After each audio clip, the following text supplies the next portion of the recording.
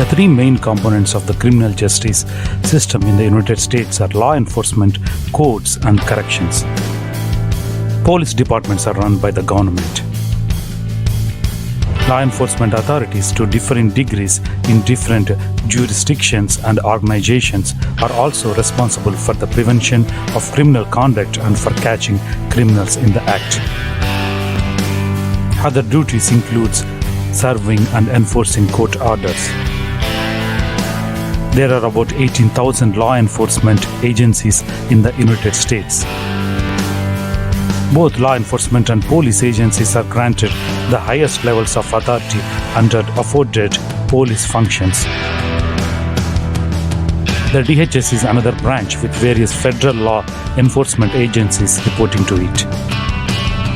The federal government may not use its general police powers according to the Constitution of the United States of America. Every state in the Union has the ability to create a state police force. When a runaway fugitive doesn't flee, federal jurisdiction ends.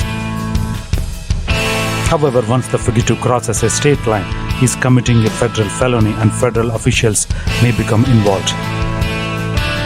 Most states operate statewide law enforcement entities, including investigations and state patrols. Additionally, each state has its own state bureau of investigation, such as in California with the California Department of Justice.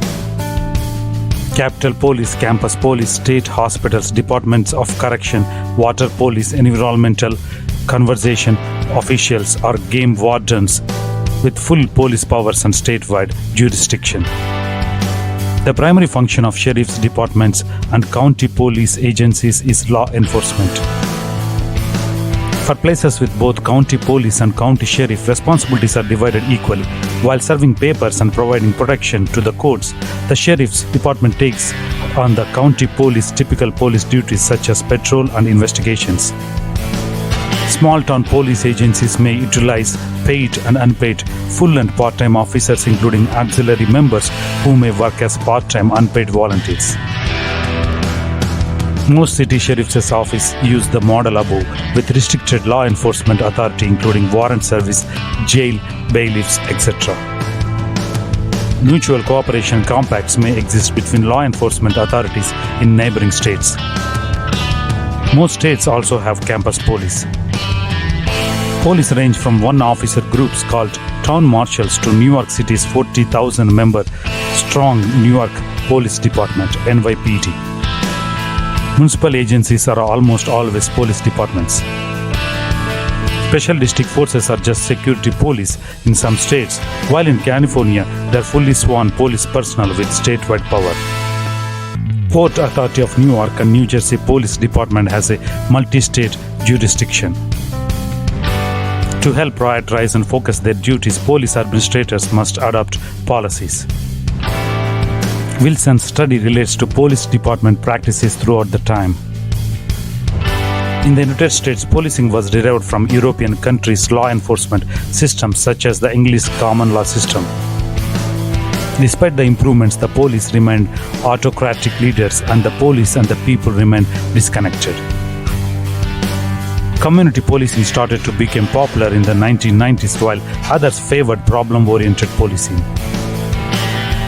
Laws offer police personnel the necessary authorities to carry out their jobs. An officer can briefly detain someone on reasonable suspicion of involvement in a crime, but without probable cause to arrest. Many states have the same self-defense legislation for both people and police officers. Most law enforcement agencies adopt a continuum and deploy lethal force as the last resort. Civil asset forfeiture allows law enforcement officials to seize anything they can say was acquired illegally.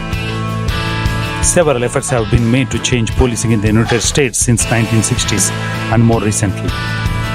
Every state and the federal government have police academies. Handguns are frequently worn by American police officers.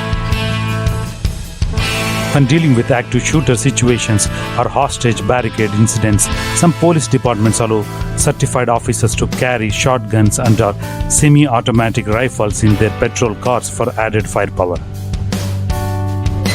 Police personnel commonly carry another less lethal weapon known as an electric shock gun. Most large police agencies have allied SWAT units to handle circumstances such as barricaded suspects, hostage talkings, and warrants requiring additional force, specialist equipment, and special tactics. Typically, uniformed police officers wear level 2A, 2 or 3A body armor beneath their service uniforms. Multiple states have pending body-worn camera legislation that mandates police officers to wear body-worn cameras while on duty. Local police departments accounted for 60% of the entire workforce of sworn employees. Half of all agencies employed fewer than 10 full-time officers. 10 of the 50 largest municipal police departments saw double-digit gains in sworn personnel from 2004 to 2008. In 2008, 15 of the 50 largest municipal police agencies had less full-time sworn personnel.